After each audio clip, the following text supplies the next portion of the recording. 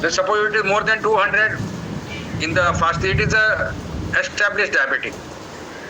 But we are doing the test in persons who are not having diabetes. Yeah, first time they have come. So fasting sugar you do, then post glucose after giving 2 hours after giving glucose powder, you will check blood sugar. It should be 140, less than 140. 140 to 199. That is impaired glucose tolerance. So the body is not able to tolerate the glucose challenge. It is below 200. So it is called impaired glucose tolerance, or also called as pre-diabetes. Now these patients are not diabetic, but they will become diabetic if you don't take care. So that is post-glucose blood sugar. More than 200 and above, it is diabetes. 200 and above, after giving glucose powder, is diabetes mellitus. There is one more diabetes insipidus. We are not talking about that. Diabetes mellitus. The overall prevalence of diabetes is now around 10 to 12%. Sometimes some areas it is 18% also. The prevalence is gradually increasing across the country, and diabetes has now become India has become the diabetes capital of the world. So there are many diabetics. So in diabetes, they will come to you for dental checkup, and if there is an infection, if you don't treat diabetes, then it may get spread to other organs. Infection.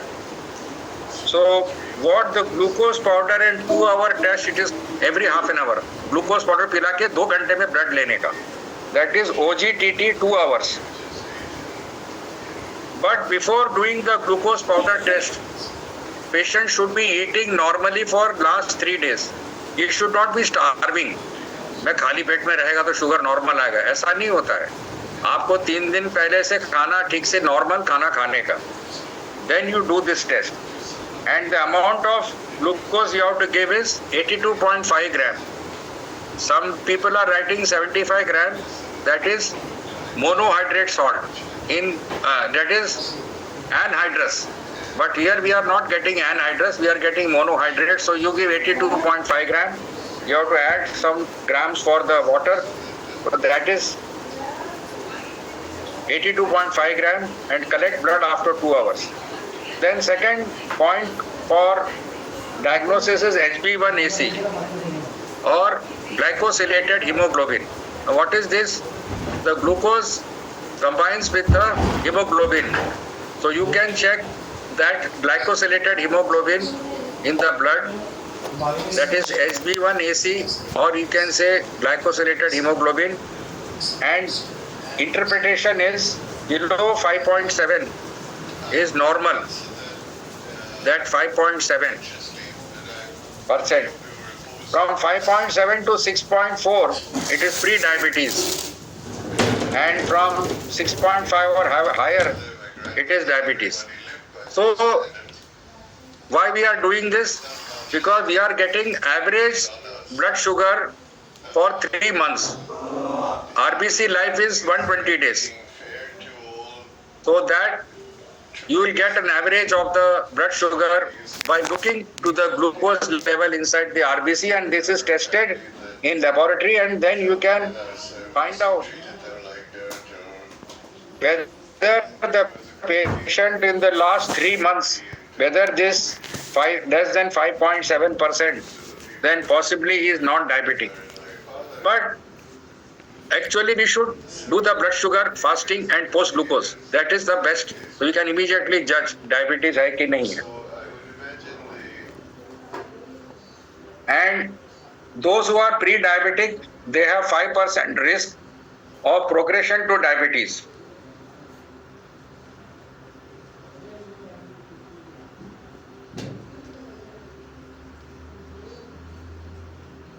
We coming to pregnancy, gestational diabetes.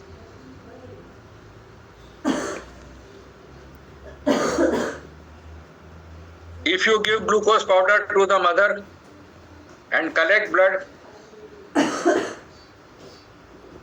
at, and after 2 hours, if it's more than 153 milligram percent, it is diabetes. So in mother, there you have to be more careful. It is not 199 or 200, it is 153 after 2 hours.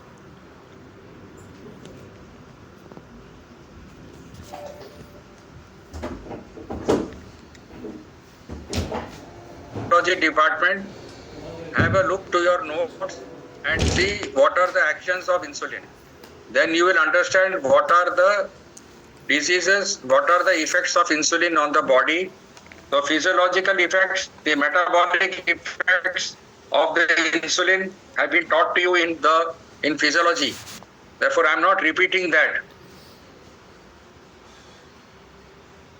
2-3 things you have to understand. One is gluconeogenesis, that is generation of glucose from certain non-carbohydrate carbon substrates. Non-carbohydrate substance से अगर अपन glucose बनाएंगे liver में तो gluconeogenesis बोलते हैं. Glucogenesis means you are converting glucose into glycogen. Now glycogen stays in the liver. It is like a fixed deposit in the bank. Whenever you want glucose, it will be released. जैसे आपने खाना नहीं खाया आज, सुबह को भी नाश्ता नहीं किया, दोपहर को भी खा, तो भी काम कर रहे हैं. कहाँ से काम कर रहे हैं? क्योंकि ग्लाइकोजन ब्रेक डाउन होकर ग्लूकोज देता है. अगर आपने पहले खाना खा के जमा किया होगा, इट विल बी यूज्ड. तो that break down is called glycogenolysis.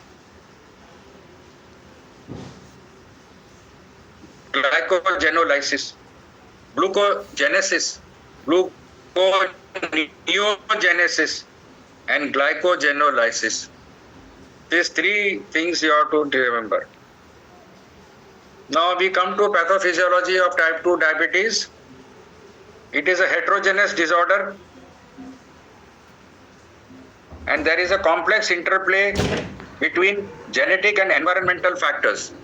What is genetic? Your father was diabetic, your mother was diabetic, whosoever diabetic, you are carrying those genes and then you are developing diabetes. Environmental means you are exposed to environment. I have told you in any disease there is an agent, host and environment.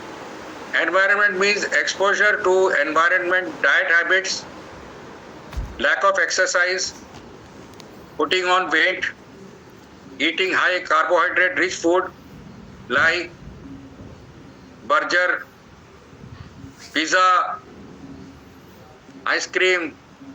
So you are actually taxing the pancreas and you have a genetic susceptibility to develop diabetes. So you are interacting with the environment. And this type 2 diabetes affects mainly the middle age and late adulthood, after 30, 35 like that. But nowadays we are seeing type 2 diabetes in children also because of faulty dietary habits, sleeping very late, getting up early for classes, not having proper sleep. If good sleep is there with good quantity and quality, it also reduces the blood sugar. If the sleep is abnormal, like patient of sleep apnea, then the blood sugar will go high. So one of the causes for diabetes is sleep apnea, that you should remember.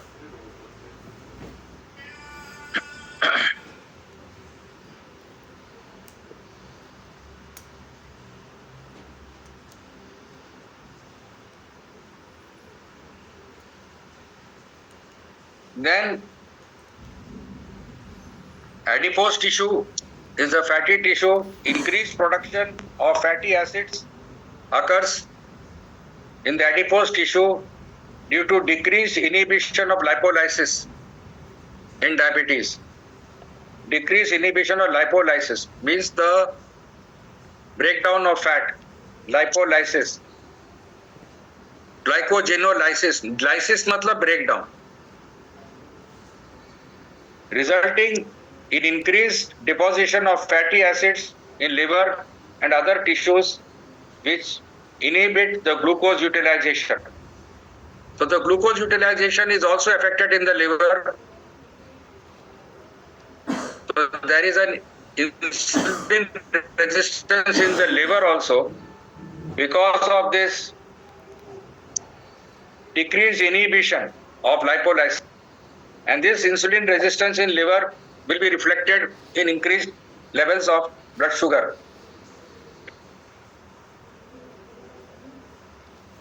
Adipose tissue also worsens the insulin resistance by secreting TNF alpha. They are the cytokines.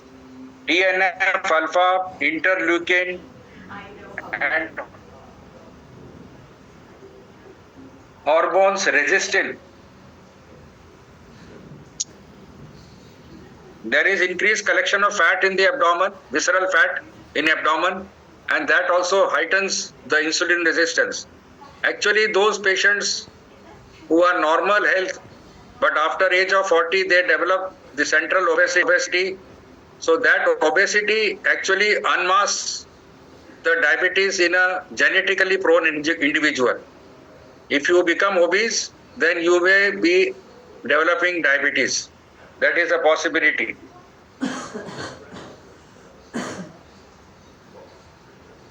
There is increased concentration of free fatty acids in the myocytes in muscles, which also increases the insulin resistance.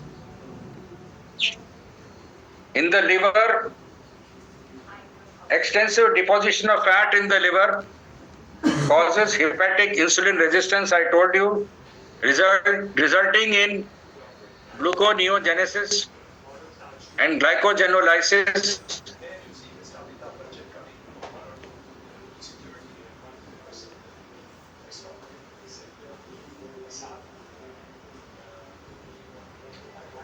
It is important to note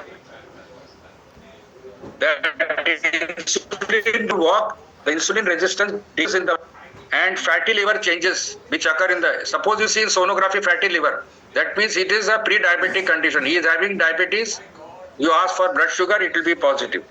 So the fatty changes in liver also tend to improve with weight loss. So when you reduce your weight, the fatty liver also reduces. Then what about the beta cells? The beta cell function decreases with aging. As I told you, aging starts at age of 30, biological aging. So it is beta cell, they reduce in functioning. Therefore, many elderly patients, they develop diabetes because of lack of beta cell function. 40% of elderly population in our country, 40% of elderly population, they develop diabetes at the age of 60. Then, regarding the genetic factors we have discussed, there is something called as glucotoxicity. Hyperglycemia means increased level of blood sugar. Hyperglycemia, blood sugar level hypoglycaemia blood sugar level कम है, कितना कम है, 60 से कम होगा तो last time पढ़ाया था. तो hyperglycemia has adverse effect on the beta cell function, and that is called as the glucotoxicity.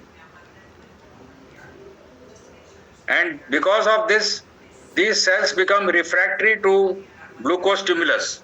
What is the stimulus? When you eat food, immediately insulin is secreted for digestion, for various purposes of sending the food to the cells.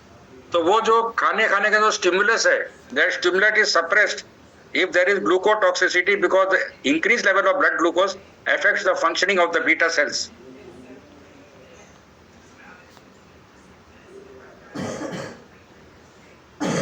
Then there is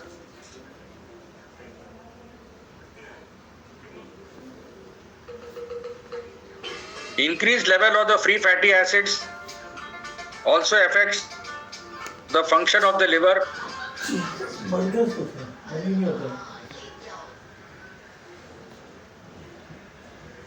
We have discussed this liver, we have talked about the fatty liver. Then the altered fat cell production, the altered fat cells produces inflammatory and atherogenic adipose cytokines. That means when you develop diabetes, it is an inflammatory state inside the body. Inflammation जो होता है, it's a reaction to injury. That is what we read. But here the glucose injures and produces the state of inflammation, and these cytokines are released. Inflammatory cytokines. They are atherogenic. That means they cause atherosclerosis and produce the adiponectin, which have insulin sensitizing effects. So this adiponectin is not produced. Therefore, insulin resistance occurs.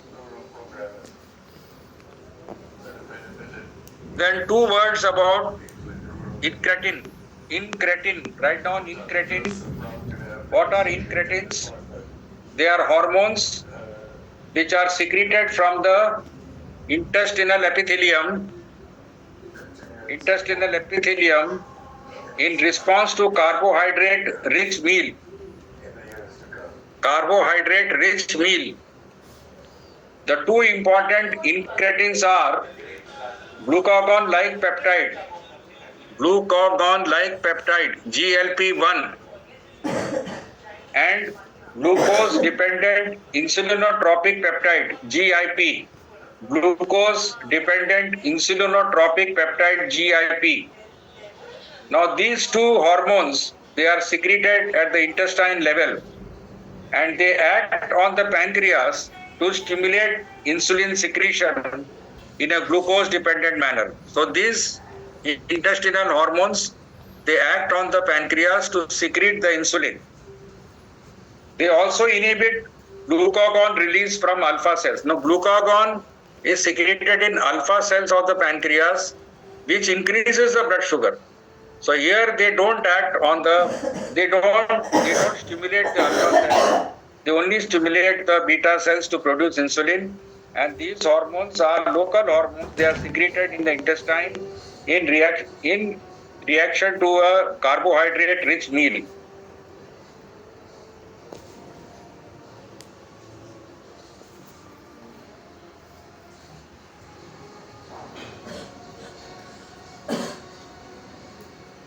These hormones also delay the gastric emptying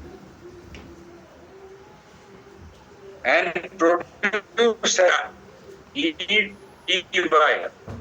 feeling मैंने खाना पेट भर गया है, अब और नहीं खाने का. So that feeling of satiety is induced by these hormones.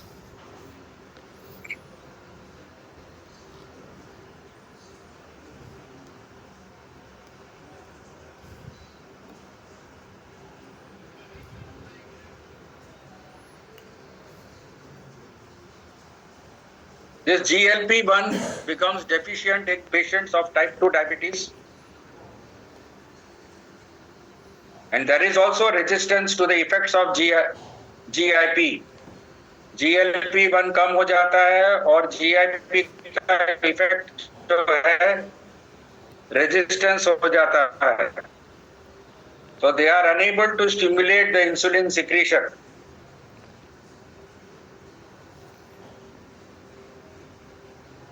Then hyperglucogonemia means increased release of glucagon has also been observed in patients of type 2 diabetes. So that also increases the blood sugar. So what are the causes of increase in blood sugar? One is defective production and defective release of insulin from the beta cells. Beta cells are not able to produce insulin either because of destruction of various reasons, then reduction of GLP and GIP, then also increase in the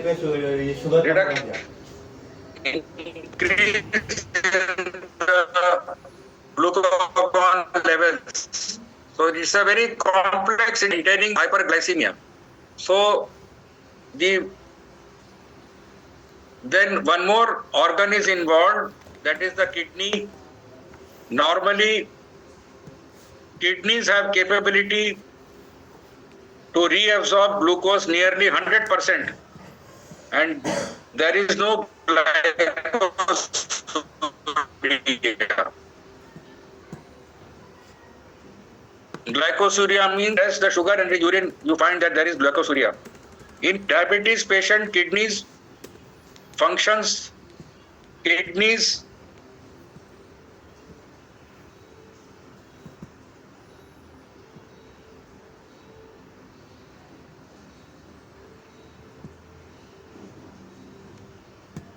there is absorption is poor, there is more concentration of the blood sugar level, so it crosses the kidneys and comes in the urine.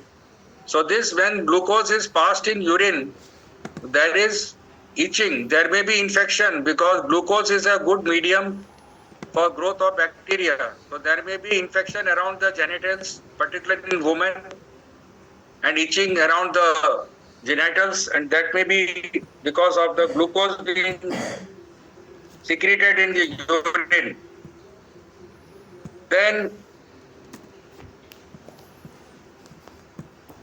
hyperinsulinemia, if it is there because of the insulin resistance, it increases appetite. So you eat more and you to take the glucose into the cell. So you are having increased appetite also, and this is related to the brain functions at hypothalamic level, hypothalamus. So therefore, several organs are involved in the pathogenesis of the type 2 diabetes. So the 8 organs, that is the ominous octet, OCTET, the organs involved in the pathogenesis of type 2 diabetes are pancreas, beta cell, pancreas, alpha cell, muscles, then adipose tissue, kidney, liver, gut.